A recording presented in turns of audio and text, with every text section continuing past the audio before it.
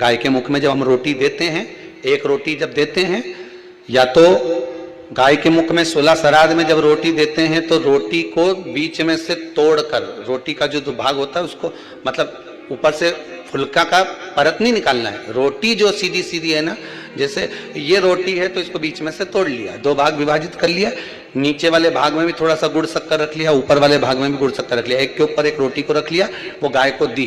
तो अपन श्राद्ध पक्ष में 2 पूड़ी का प्रमाण है कि गाय को 2 रोटी दी जाती है, कुत्ता को 2 रोटी दी जाती है। 2 पूड़ी रख के देते क्यों नहीं देते? आप लोग तो देते होगे, 2 पूड़ी के ऊपर पूड़ी रखकर, थोड़ा सा मीठा रखकर, नमकीन रखकर, कुत्ते को भी देते, 2 पूड़ी तोड़कर कागा को भी देते। 2 पूड़ी का प्रमाण कहां से आया?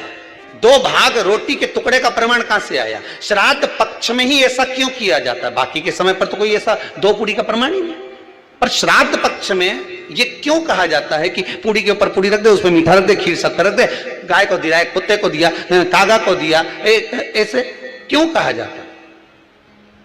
उसका कारण क्या होता है?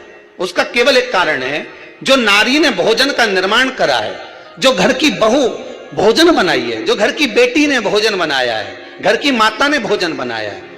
महाराज, पिता पुरुष एक कुल को तारता है, बेटी 2 कुल को तारती है। जब श्राद्ध पक्ष में 2 भाग रोटी के कर गाय को देती है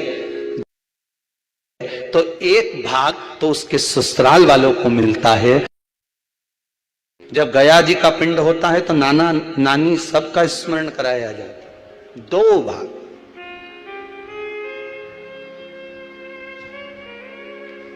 पुण्यता प्राप्त। अब लोगों को मालूम तो है नहीं कि 2 पूड़ी क्यों रखते हैं, उसका कारण वर्णित है शास्त्रों, दोनों पक्ष तारने के लिए, दोनों पक्ष का स्मरण कराने के लिए। महाराज, बिंदु प्रेत योनि में पड़ा, चंचुला देवी उनके मोक्ष का प्रयोजन कर रही है, प्रयास कर रही।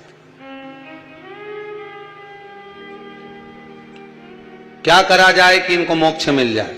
कहा शिव महापुराण की कथा। पार्वती मैया की सहेली बन गई और पार्वती मैया ने शिव महापुराण में प्रेत योनि से मुक्त होने के लिए कहा, तुम रुका जी के यहाँ जाओ, देवऋषि नारद के पास जाओ। नारद जी ने तुमरुका जी के पास भेज दिया। क्यों? नारद जी जानते हैं मैं कथा नहीं कर सकता, मैं कथा सुन सकता हूं पर कह नहीं सकता, कहने के लिए मुझे